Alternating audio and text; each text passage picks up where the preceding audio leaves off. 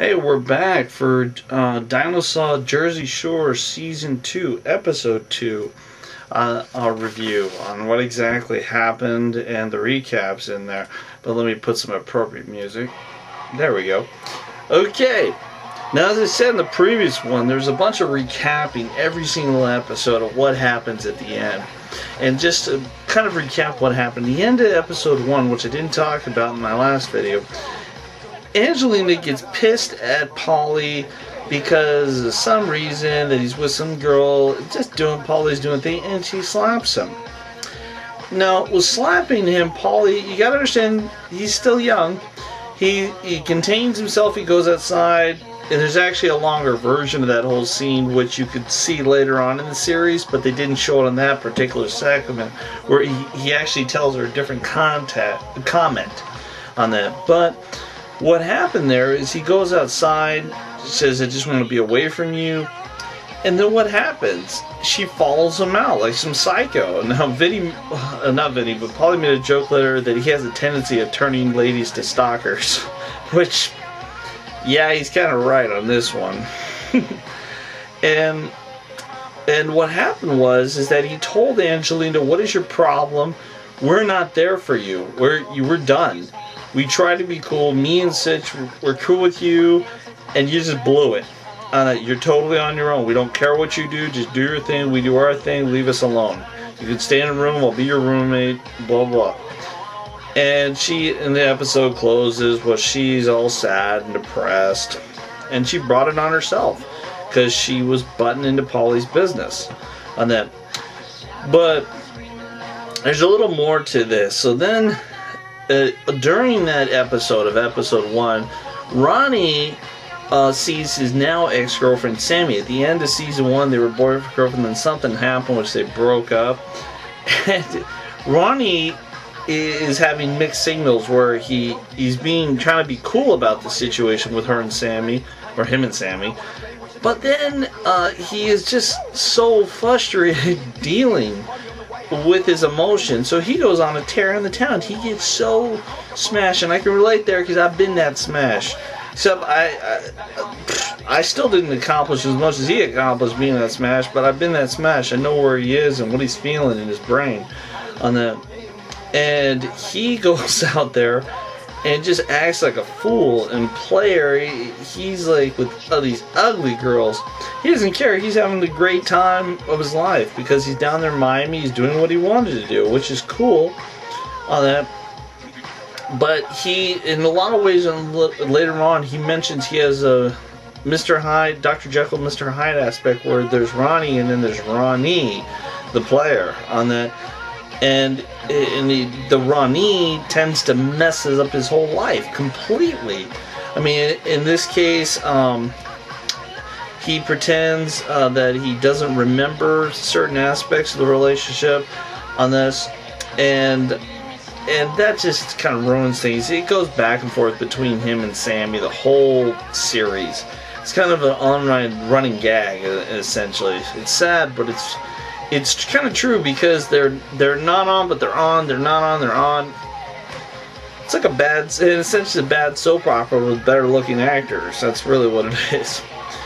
And another part of this episode, very simply, is JWoww and Snooki go shopping for clothes, and they go to all things these sex stores and something for clothes, which is kind of funny because they were clowning, and Snooki bought these glasses that you couldn't see out of for $3. So that was kind of funny here. And just let me go ahead and all this. Alright. And it's hard to explain just seeing all this here, just seeing what they're going through. So on the first family dinner, as they call it there, is that they're trying to cook dinner. Then Mike and all the guys are in there trying to cook.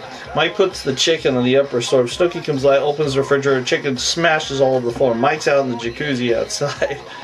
And hello, you got food on the ground here. Either throw it away or clean it up. Do something. And they all come out asking Mike, what do we do? The chicken's on the floor. And Mike's like, pick the freaking thing up. Do I really need to tell you this? Common sense, people. On that, but it was kind of funny nonetheless. I think they just wanted to see if he would do it. But he comes out, he deals with it, and then Vinny's clowning Snooki in this whole thing, saying, "You gotta learn how to clean, Snooki, if you're your wife." She's like, "Yeah, it's called a maid, Vinny." So anyway, just go here.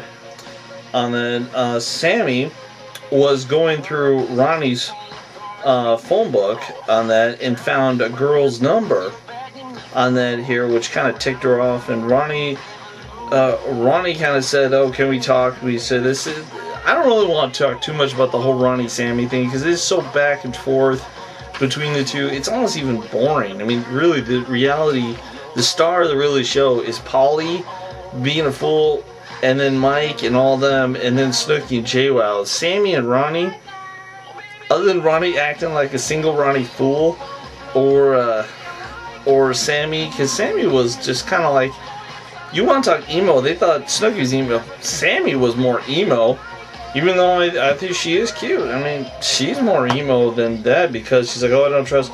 Angelina was just nuts, but you see, it's not nuts because in Angelina's world with Staten Island, from what I understand, and I've seen it here on the West Coast, that stuff is normal. How she thinks she's better than everyone, and how 1 minute she's nice, and when she gets what she wants, and once she thinks everything's cool, wham, she tries to use you, betray you, and screw you over, or then conveniently forgets, which I have a habit of doing, conveniently forgetting, but legitimately I do forget.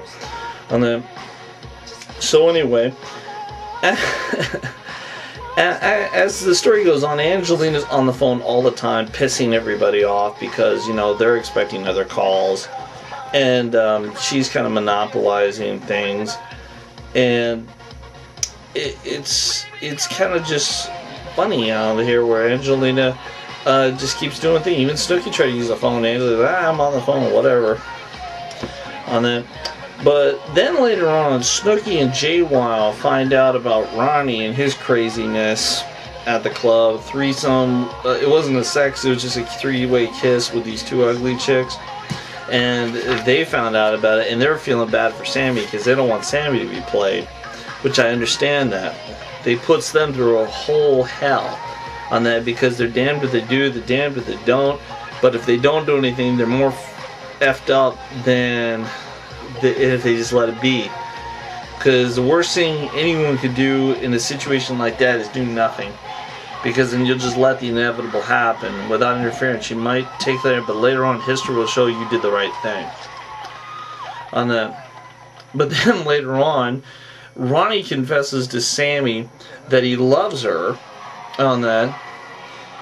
And he said, yeah, and he confessed like, yeah, I called my ex on that, all that, and that's it. And they, like I said, back and forth. It's nuts on that. Anyway, fast forward on, they all get jobs at ice cream stores on the gelato Italian ice cream, and this owner there, forget his name, called him Smokey, which was kind of funny on that. And Ronnie gets a new tattoo to show Sammy he does care about her, and it's right, it was on this side of his body, really painful on that. I can only imagine, because I had mine up here, and that wasn't too bad, but I can only imagine someone puncturing right at the side of your lung. Ugh.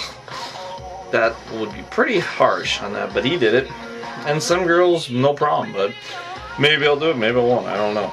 But anyway, the whole thing ends simply with, let's see, what was it?